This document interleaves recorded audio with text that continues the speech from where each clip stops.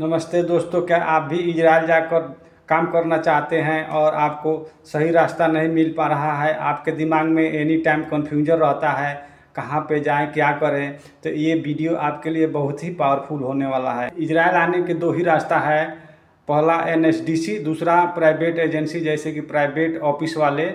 तो एनएसडीसी वाला बहुत ही अच्छा है, लेकिन उसमें ज़्यादा लोग को इंटरव्यू देने की वजह से सिलेक्शन होने की चांस थोड़ा कम हो जाता है।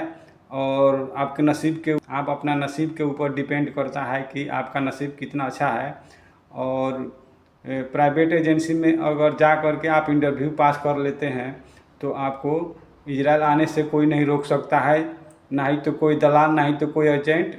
केवल और केवल आपका कॉन्फिडेंस और काम ही मायने रखता है।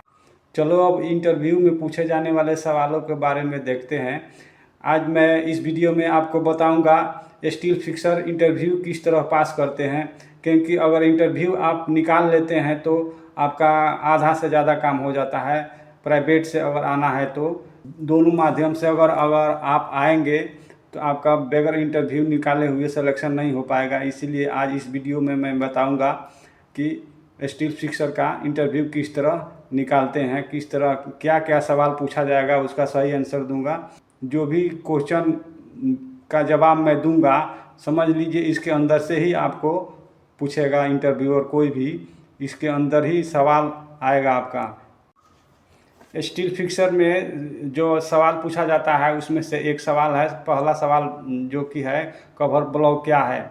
जैसे कि इंटरव्यूअर आपसे पूछ सकता है कवर ब्लॉक क्या है, कवर ब्लॉक क्यों लगाया जाता है, कवर ब्लॉक का साइज क्या है, कवर ब्लॉक कहाँ लगाया जाता है। तो इन कवर ब्लॉक वह दूरी है जो सरफेस और सरिया के बीच में रखी जाती है। जैसे कि सेटरिंग के ऊपर सरिया के नीचे रखा जाता है, उससे कंक्रीट आसानी से पहुंच जाता है। छोटा एरिया में कंक्रीट पहुंच जाता है और सरिया में जंग नहीं लगता है और कंक्रीट को स्ट्रॉन्ग बनाने में हेल्प करता है। इंटरव्यू में भी पूछा जा सकता है जो कवर ब्लॉक का कवर का साइज बताइए। तो स्लैब में आप सीधा बता सकते हैं 15 से 20 mm, और बीम में 25 से 40 mm, और कॉलम में 40 mm मैनुअली यही लगता है। बाकी ड्राइंग के ऊपर डिपेंड करता है कि आपका इंजीनियर और बॉस क्या साइज बताएंगे, उनसे भी कंफर्म कर लिया जाता है। बाकी सारे यही सब साइज लगता है। दूसरा सवाल आपसे इंटरव्यूअर पूछ सकते हैं साइज ऑफ स्टील। अगर साइज ऑफ स्टील के आवाज़ आपके कानों में जा रहा है तो समझ जाइए कि वो स्टील का साइज के बारे में पूछ रहे हैं। जैसे कि 8 mm, 10 mm, 12 mm, 16 mm, 20 mm, 25 mm और 32 mm, ये सब साइज आप बता देंगे, वो समझ जाएंगे कि आपको साइज के बारे में नॉलेज है। दूसरा सवाल आपसे पूछ सकते हैं कनॉट कटर। तो इसमें बिल्कुल भी घबराना नहीं है। ये कनॉट कटर ये एक टूल है जो मैनुअली हाथ से काम करने वाला टूल है, जिसको सरिया बांधते समय यूज करते हैं। उस कटर, इसको अगर आपके कानों में जा रहा है इस तरह का आवाज़, तो आपको सिंपल जवाब देना है। कनॉट कटर एक मैनुअली टूल है जिससे वायर को बेंड करते हैं और एक्स्ट्रा वायर को कटिंग भी कर लेते हैं। अगला सवाल आपसे पूछा जा सकता है कनॉट कुंडी तो समझिए वो भी मैनुअली टूल है जिससे कि वायर को मोड़ते हैं, टाइट करते हैं और सरिया बांधने के काम में आता है। उसको कुंडी ही बोलते हैं। लेकिन कनॉट कटर और कनॉट कुंडी में अंतर है। क्या अंतर है कि कनॉट कटर जो है उससे वायर को कटिंग कर सकते हैं और कनॉट कुंडी से हम वायर को कटिंग नहीं करते हैं, केवल उसको टाइट करते हैं। इंटरव्यूअर आपसे लैपिंग के बारे में सवाल पूछ सकते हैं। अगला सवाल, तो लैपिंग के बारे में आपको घबराना नहीं है और शांति होकर जवाब देना है। जो एक छरिया छोटा पड़ जाता है तो उसमें जो छरिया दूसरा चढ़ाकर जोड़ते हैं उसको लैपिंग बोलते हैं। तो कितना में कितना लैपिंग दिया जाता है इसके बारे में भी पूछ सकते हैं इंटरव्यूअर। तो आपको घबराना नहीं है। और अगर 12 mm का छरिया में पूछते हैं तो सिंपल जवाब है 12 गुणे 50, यानी 50 का डायामीटर चलता है। तो 50 से गुणा करेंगे तो 12 गुणे 50 यानी 600। जैसे 16 mm का है तो 16 गुणे 50 आप कर दीजिए, जो भी आएगा उसका आंसर होगा। अगर 10 mm का है तो 10 गुणे 50 कर दीजिए। इसी तरह 20 का है तो 20 गुणे 50 कर दीजिए। और इसी तरह 32 का है तो 32 गुणे 50 कर दीजिए। ये उसका एग्जैक्टली लैपिंग का साइज होगा। हाँ दोस्तों, अगला सवाल आपसे इंटरव्यू पूछ सकते हैं, जो चेयर क्यों लगाते हैं, और चेयर के बारे में आपसे कोई भी सवाल पूछा जाएगा।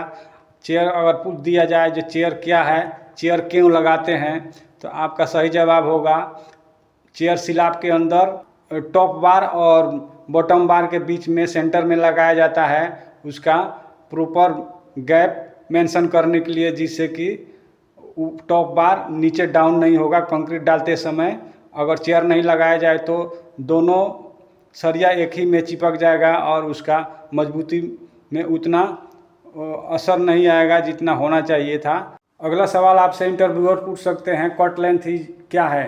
तो कट लेंथ वह एक्चुअल साइज है जिस पर सरिया काटा जाता है, जिसमें बेंड, हुक और लैप शामिल होता है। ये तीनों चीज़ प्लस करके उसको सरिया को काटा जाता है, उसको कट लेंथ बोलते हैं। अगला सवाल आपसे इंटरव्यूअर पूछ सकते हैं, डिस्ट्रीब्यूशन बार क्या है। डिस्ट्रीब्यूशन बार किसको बोलते हैं।